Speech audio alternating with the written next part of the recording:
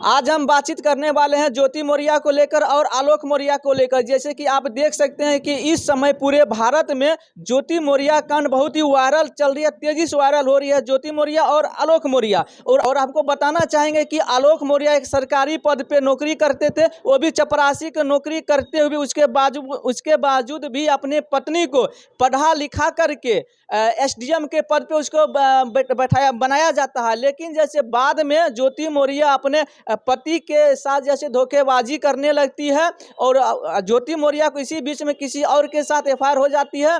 और अब इसी बीच में हम आज बातचीत करने वाले हैं ज्योति मौर्य को लेकर और आलोक मौर्य को लेकर। हम अभी हमारे बीच जैसे इसी चर्चा पर बातचीत करने के लिए पूर्णिया के अधिवक्ता विनीत जी हैं और इनसे हम बातचीत करेंगे। इसी मामला पर हम जानकारी देने का आपको प्रयास करेंगे, जानने का प्रयास करेंगे आखिर जो इस तरह जो हमारे पूरे बिहार में जो घटना हो रहा है और क्यों हो रहा है, किस लिए हो रहा है, इसी पर हम चर्चा करने वाले हैं। सबसे पहले आपको हमारे चैनल में स्वागत है। धन्यवाद।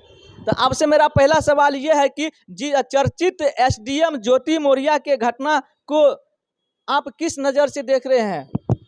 घटना काफ़ी निंदनीय है और इससे समाज पर काफ़ी गलत प्रभाव पड़ेगा। अच्छा, काफ़ी गलत प्रभाव पड़ रहा है क्या? अच्छा, मान लीजिए जिस तरह से सर ज्योति मौर्य ने अपने आलोक मौर्य ने पति के साथ इस तरह से घटना किया, धोखेबाजी की, तो क्या ये सही है क्या? नहीं, किसी भी हाल में वफादारी जो भी होती है पति पत्नी के संबंध में, अगर उसको किसी भी तरह से विच्छेद किया जाता है तो उस सर्वदा ही गलत है। और पारिवारिक संबंध में सबसे जो एक इम्पॉर्टेंट रोल होता है वो होता है मधुर संबंध का मधुर होना। तो और एक इसका दूसरा पहलू है संबंध में क्रूरता आना। तो अगर संबंध में, पारिवारिक संबंध में अगर कहीं न कहीं धोखेबाजी है, गद्दारी है, तो इससे संबंध में जो है क्रूरता है। और क्रूरता जो है एक शोषण का जो है मतलब ये है, पर्याय है। तो इससे इस संबंध को तो मतलब समाज पे इसका हमेशा जब भी होगा तो गलत ही प्रभाव पड़ेगा इसका। अरे सर, जिस तरह से मान लीजिए एक जैसे पति पत्नी के बीच में एक अटूट विश्वास, अटूट संबंध बना रहता है, क्या मान लिया जिस तरह अभी आपने जिस तरह से ज्योति मौर्य ने अपने आलोक पति के साथ इस तरह से कांड किया है, अब तो मान लीजिए जैसे अब कोई भी पति क्या अपने पत्नी पर इस तरह से अटूट विश्वास के साथ शादी करने के बाद क्या वो रह पाएगा? ये एक अपवाद है, ठीक है। और जो भी अगर व्यवहारिकता से और सामाजिक बंधन से या न्याय से परे घटना होती है तो अपराध की श्रेणी में आता है। तो ये अपराध है। और अगर इनमें से जिनको भी लगे कि वो मतलब शोषित हैं या फिर उनको दबाया जा रहा है, तो वो अपने अच्छे के लिए जो है कानूनी सलाह ले सकते हैं किन्हीं भी अच्छी अधिवक्ता से मिल करके। और इससे समाज में देखिए अपवाद है, घटना अच्छे बुरे सब तरह के घटना समाज में होते हैं। तो हमें हमेशा जब भी होनी चाहिए तो अच्छे घटनाओं से ही प्रेरित होना चाहिए। तो ये घटना को मैं सिर्फ और सिर्फ अपवाद मानता हूँ। सर, जिस तरह से मान लीजिए कहा जा रहा है, कथाकथित की ज्योति मौर्य आलोक मौर्य को फंसाने का प्रयास कर रही है, क्या जो है सो आलोक मौर्य की ओर से क्या कोई कानून ऐसा है जो उनके बचाव में जो है किसी भी प्रकार को अपना जैसे प्रशासन में जाके अपना कुछ भी एफआईआर दर्ज करें? देखिए, जहाँ तक हमारे संविधान में और हमारे सामाजिकता में या हमारे पारिवारिक न्याय में जो भी कानून में जो भी प्रावधान हैं, वो कहीं न कहीं बच्चे को और महिलाओं को सुरक्षित करने के लिए ही बनाए गए हैं, ठीक है। तो और आजकल के युग में देखा जा रहा है, आजकल के समाज में देखा जा रहा है कि कहीं न कहीं पुरुष को भी शोषित किया जाता है। हाँ, प्रावधान का जहाँ तक मसला है तो आप जैसे कि अगर एसडीएम साहिबा की तरफ से अगर कोई कानूनी कार्रवाई की जाती है, तो ज्योति मौर्य की तरफ से अगर कानूनी कार्रवाई की जाती है तो उनके हस्बैंड जो हैं वो संबंधित न्याय का मतलब न्यायिक क्षेत्र में जाकर के जो है वो अपना मतलब कानूनी कार्रवाई का जवाब दे सकते हैं। जिस तरह मान लीजिए ज्योति मौर्य को एसडीएम बनी है, क्या आपको नहीं लगता है कि ज्योति मौर्य वो एसडीएम के कानूनी पद को कहीं न कहीं वो गलत इस्तेमाल कर रही है? ये उनका निजी पारिवारिक मसला है। इससे पद की गरिमा को क्षति तो ज़रूर पहुंचती है, लेकिन जहाँ जो पारिवारिक समस्या है, अगर उनमें अगर है कि उनमें संभावना अगर बनी हुई है, बरकरार है कि अपने संबंध को वो सुधार सकती हैं या मधुर बना सकती हैं, तो कोशिश ज़रूर करनी चाहिए कि अपने संबंध को मधुर बनाएं और समाज को गलत दुष्प्रेरणा ना दें। जैसे कि मान लिए अगर कोई भी पढ़ लिख कर सरकारी नौकरी प्राप्त करते हैं या एसडीएम बने या एसपी बने, जो भी बनते हैं, तो वो इसलिए बनते हैं ताकि आम आदमी को रक्षा करे। क्या आपको नहीं लगता है कि जिस प्रकार से ज्योति मौर्य एसडीएम बनी है वो आम आदमी के रक्षा करने के लिए बनी थी, लेकिन जैसे जब वो अपना पति की नहीं हो सकती है तो क्या पता जैसे कभी कहीं पर भी कभी भी वो क्या समाज को सेवा कर सकती है, क्या ये कर सकती है?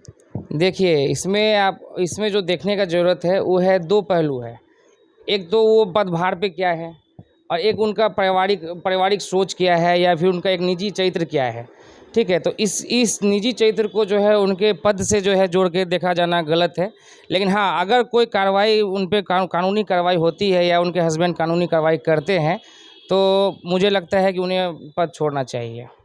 पद छोड़ना चाहिए ना। सर, आपसे मेरा और भी सवाल है, समाज में हो रहे ऐसे घटनाओं का मुख्य कारण क्या हो सकता है? आजकल अब अगर देखा जाए तो समाज में अगर आप देखिएगा तो हम कहीं न कहीं हम अपने पारिवारिक संस्कारों से, परिवार के लोगों से जुड़ाव कम रख रहे हैं। अगर आप देखिएगा तो हम अपने आप जैसे हमारे घरों में पहले रामायण, महाभारत, गीता, ये सब तरह के या फिर कुरान ही समझिए या कुछ भी धार्मिक ग्रंथ हो, तो इसको बढ़ा चढ़ा करके ही बच्चों को बताया जाता था। और जहाँ तक सामाजिक स्तर का बात का जहाँ तक किया जाए तो समाज का जो है सबसे छोटा इकाई जो है वो परिवार है और परिवार संस्कार से चलता है, जिम्मेदारियों से चलता है। तो जहाँ तक अब के हालात में परिवार के संस्कार कम और आजकल जो मोबाइल फ़ोन है, हमारे इंटरनेट हैं, इस सब के गलत इस्तेमाल और दुष्प्रभाव से जो है लोग जो है अपने संस्कारों को भूलते जा रहे हैं और इसका कहीं न कहीं प्रभाव लोग को दिखाई सामने में पड़ जा रहा है। और आजकल एक बात और होती है कि लोग प्रेरित होते हैं गलत घटनाओं से, अच्छे घटनाओं से या फिर मतलब जो घटनाएं समाज में आगे लोगों को आगे लाएं, अग्रसर करे, उस घटनाओं से लोग आजकल प्रेरित कम होते हैं। जैसे अगर आप देखा जाए तो शादी के बाद मैरी कॉम जो है पदक लाई, शादी के बाद ही वो लाई पदक, शादी के बाद भी वो पदक लाई और बढ़िया पद पे काम कर रही हैं। तो इसलिए हम लोगों को कोशिश करना चाहिए कि वैसे महिलाओं से या वैसे सामाजिक घटनाओं से प्रेरित हों जिससे कि सफलता मिले लोगों की ज़िंदगी में सुधार आए और हमें उस घटना को ज़्यादा मतलब तवज्जो नहीं देना चाहिए जिससे कि समाज में विकृति हो।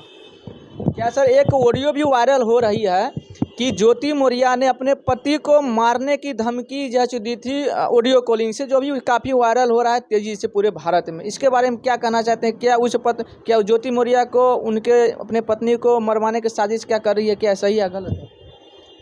देखिए, अगर कोई किसी को धमकी दे या जानलेवा हमला करे या जानलेवा हमला करने की धमकी दे या किसी भी तरह का क्रिमिनल ऑफेंस करने का कोशिश करे तो उसके लिए वो अपने संबंधित थाना क्षेत्र में या फिर अपने संबंधित न्यायिक क्षेत्र में जो है अपने संबंधित इलाके में शिकायत कर सकते हैं।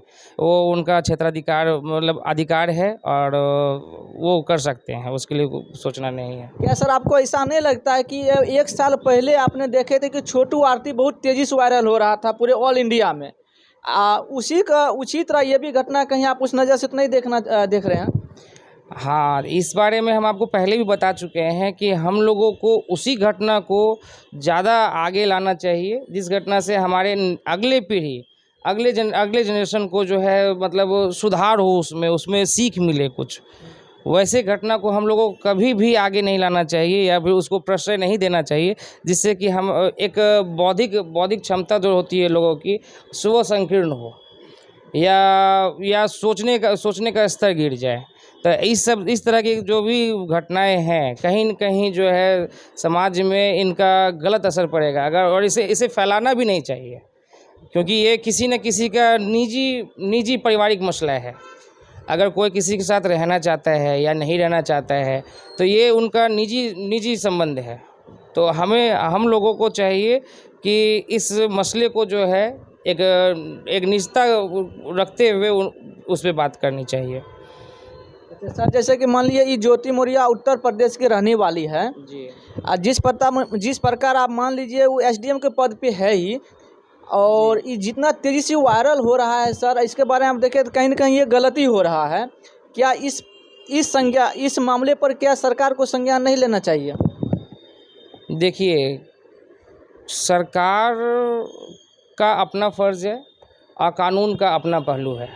तो जो कानून के पहलू में उनको काम होना चाहिए या करना चाहिए, या उनके अगर पति अगर कंप्लेंट दर्ज कराते हैं कहीं पर, ठीक है, अगर कोई कार्रवाई चाहते हैं तो फिर कार्रवाई होनी चाहिए।